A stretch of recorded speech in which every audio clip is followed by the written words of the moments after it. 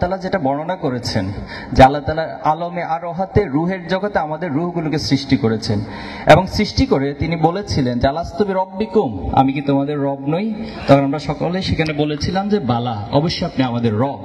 আমরা আল্লাহকে রব হিসেবে স্বীকৃতি দিয়েছি। এখন রব হিসেবে যখন স্বীকৃতি দিচ্ছি, তার বিপরীত পাশে যে শব্দটা সেটা হচ্ছে আব্দ বা গোলাম, অর্থাৎ গোলামিত্ব, আত্মসমর্পণকারী। যেটা আমরা যদি মুসলিম বলি, মুসলিম মানে হচ্ছে আত্মসমর্পণকারী। আসলামতু লিরাব্বিল আলামিন, আমি আমার রবের কাছে আত্মসমর্পণ করলাম। এখন আরেকটা কোশ্চেন আপনাদেরকে করি, সেটা হলো যে এই পৃথিবীতে কি আমরা নিজের ইচ্ছায় এসেছি নাকি অন্য কারো ইচ্ছায় এসেছি? বলুন, নিজের ইচ্ছায় কে কে আসছেন এই দুনিয়াতে? আচ্ছা, বিষয়টা খুব কমপ্লেক্স মনে হয় না? আমরা কেউই আসলে নিজের ইচ্ছে পৃথিবীতে আসি নাই। তাহলে কার ইচ্ছে আসলাম এই পৃথিবীতে? সন্দেহ আছে? সন্দেহ নাই। তাহলে আল্লাহ তাআলার ইচ্ছা যদি আমরা পৃথিবীতে এসে থাকি, তাহলে আল্লাহ তাআলার একটা উদ্দেশ্য আছে কি নেই? আছে। এখন এই উদ্দেশ্যটা কে বলতে পারবেন যে আসলে আল্লাহ আমাদেরকে কেন পাঠাইছেন দুনিয়ায়? হ্যাঁ, শুনি একজন। একমাত্র তার ইবাদত করার জন্য। আর কেউ বলবেন? পরীক্ষার জন্য। আর আর কালকে নাকি আপনাদের পরীক্ষা আছে অনেকের। আল্লাহ যদি কোনো কারণে কারো রেজাল্ট খারাপ হয়, দায়ভার তো শিবিরের উপর চলে আসবে। আর এই জায়গায় সবচেয়ে বেশি দায়ভার নিতে হবে আমাদের বিপি এবং জিএস কে।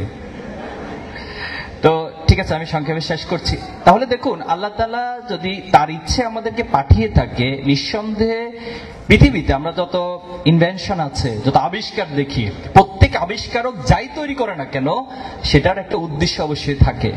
তাহলে আল্লাহ তাআলার অনেকগুলো উদ্দেশ্যের মধ্যে আমরা বেসিক কয়েকটা উদ্দেশ্য দেখতে পারি যে আল্লাহ তাআলা যেটা কোরআনে বলেছেন, ওয়ামা খলাকতুল জিন্না ওয়াল ইনসা ইল্লা লিয়াবুদুন, আমি মানুষ এবং জিনকে সৃষ্টি করেছি শুধুমাত্র আমার ইবাদত করার জন্য, আমার গোলামি করার জন্য।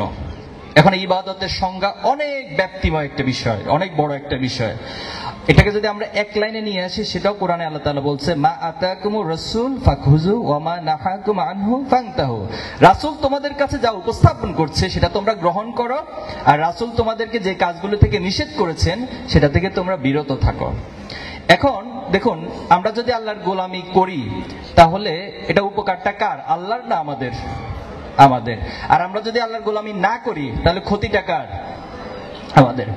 এক্ষেত্রে সূরা রহমান একটা আয়াত আল্লাহ তাআলা বলছেন যে ইয়া মা'আশারাল জিন্নি ওয়াল ইনস ইন ইসতাতা'তুম আন তানফুযু মিন আকতারিস সামাওয়াতি ওয়াল আরদ ফানফুযু লা তানফুযুনা ইল্লা বিসুলতান, যে হে মানুষ এবং জিন জাতি, তোমাকে সৃষ্টি করা হয়েছে আমার গোলামি করার জন্য। এখন আমার এই পৃথিবীর ব্যবস্থাপনা, আমার এই সিস্টেম, আমি তোমাকে যে ম্যানুয়াল দিচ্ছি, যে নির্দেশনা দিচ্ছি, সেটা যদি তোমার ভালো না লাগে, ফানফুযু, তুমি বের হয়ে যাও। এরপর আল্লাহ বলছে লা তানফুযুনা ইল্লা বিসুলতান, তুমি বের হয়ে কোথায় যাবা? এই পৃথিবীতে যদি আপনাকে ঢাকা বিশ্ববিদ্যালয় থেকে বের করে দেয়, আপনি তো চিটং গিয়ে ভর্তি হবেন, চিটং থেকে বের করে দিয়ে রাজশাহী ভর্তি হবেন, বাংলাদেশ থেকে বের করে দিলে ইন্ডিয়া অথবা অন্য কোথাও যাবেন। কিন্তু আল্লাহর রাজত্ব থেকে বের হয়ে কোথায় যাবেন? পৃথিবী থেকে ছেড়ে দিয়ে যদি আপনি চাঁদে যান, চাঁদটা কার? সন্দেহ আছে? আপনি মঙ্গল গ্রহে বলবেন যে আমি মঙ্গল গ্রহে চলে যাব, এই ব্যবসা বাণিজ্য ভালো লাগে না, এত উদ্যোক্তা, এগুলো সব বাদ, এত পড়াশোনা। মাঝখানে আপনারা ডাকসুর ইলেকশনের সময় সম্ভবত সাদিক ক্যাম্পব্যাকে একদম বলতেছেন যে বিজনেস স্ট্র্যাটেজি, এত পড়াশোনা একটু কমানোর সুযোগ আছে কিনা, ভিডিওটা দেখছিলাম আমি। তো এ জাতীয় কিছু বিষয়, তো সবকিছু ছেড়ে দিয়ে যদি আপনি মঙ্গল গ্রহে চলে যান, সেই মঙ্গল গ্রহটা কার? নিঃসন্দেহে আল্লাহর। তাহলে লিল্লাহি মুলকুস সামাওয়াতি ওয়াল আরদি, আসমান ও জমিনে যা কিছু আছে সবকিছু আল্লাহ তাআলার জন্য। তাহলে এখন আমরা যে আল্লাহর গোলামের জন্য সৃষ্টি করা হয়েছে, এই গোলামির যে নির্দেশনা, এটা আপনাকে কোরআন থেকে নিতে হবে, আল্লাহ রাসূলের সুন্নাহ থেকে নিতে হবে। যালিকাল কিতাবু লা রাইবা ফিহি, সেই কোরআন থেকে আপনাকে পড়তে হবে। একটু জানতে চাই, আপনাদের নিজেদের কাছে কোরআন সংরক্ষিত আছে কার কার? একটা কোরআন অর্থ সহ হোক অথবা অর্থ ছাড়া হোক, ইংলিশ হোক, ম্যাক্সিমামের কাছে আছে। ধন্যবাদ আপনাদেরকে। যাদের কাছে নাই, আমি ফরাদ ভাইকে অনুরোধ করব একটু যাদের কাছে নেই পৌঁছানোর ব্যবস্থা করবে ইনশাআল্লাহ। এখন আসেন, আমি সেকেন্ড যে বিষয়টা আপনাদেরকে বলতে চাই, যে আপনারা তো দুনিয়ার অনেক ব্যবসার কথা আজকে আলোচনা হয়েছে। আমরা কোরআনের একটা আয়াতকে যদি একটু সামনে রাখি, আল্লাহ তাআলা নিজে আমাদেরকে একটা ব্যবসায়ের অফার করছেন। সূরা সফের 10 নম্বর আয়াত, ইয়া আইয়ুহাল্লাযীনা আমানু হাল আদুল্লুকুম আলা তিজারা তিজারা মানে হচ্ছে বিজনেস, চুক্তি, এটা আদান প্রদান হবে কোনো কিছুর। এখন এটার কাজ কি? এটার কাজ হচ্ছে তুমজিকুম মিন আযাবিন আলীম, তোমাদেরকে জাহান্নামের কঠিন আযাব থেকে এই ব্যবসাটা মুক্তি দিবে। এখন তোমাদের করণীয় কি? এই ব্যবসার জন্য করণীয় কি? করণীয় হচ্ছে তুমিনুনা বিল্লাহি ওয়া রাসূলিহি ওয়া তুজাহিদুনা ফি সাবিলিল্লাহি বিআমওয়ালিকুম ওয়া আনফুসিকুম।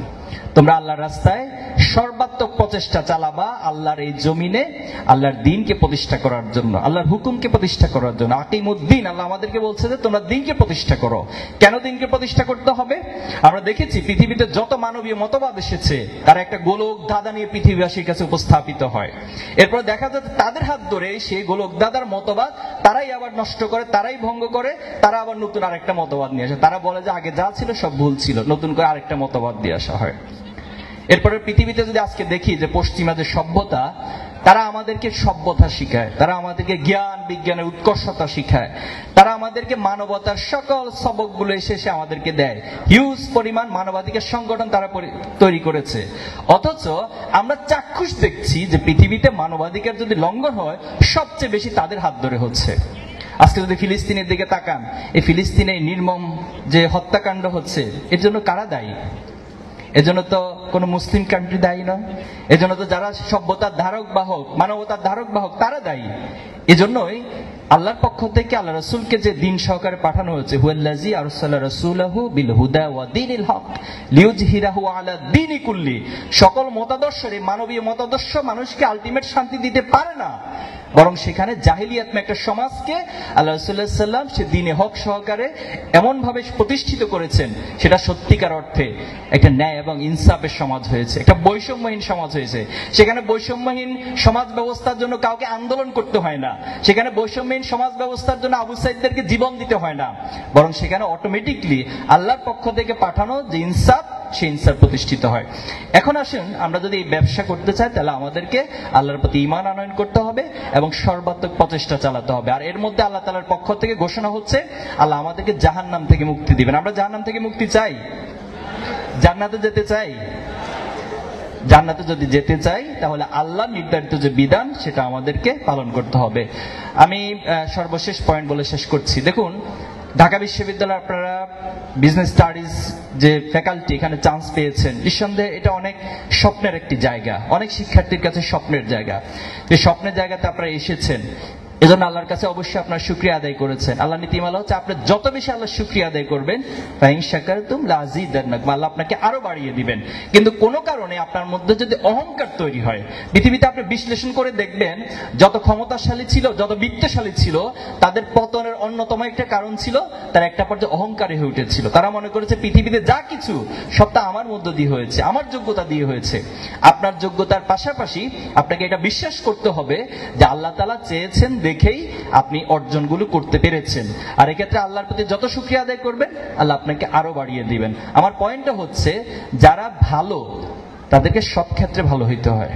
আপনি সাপোজ খুব ভালো একজন ছাত্র, কিন্তু আপনার বাবা মায়ের কাছে সন্তানের ক্রাইটেরিয়া থেকে যখন বিশ্লেষণ করা হবে, তখন তাহলে কি দিন শেষে আপনাকে আমরা ভালো বলতে পারবো? পারবো না।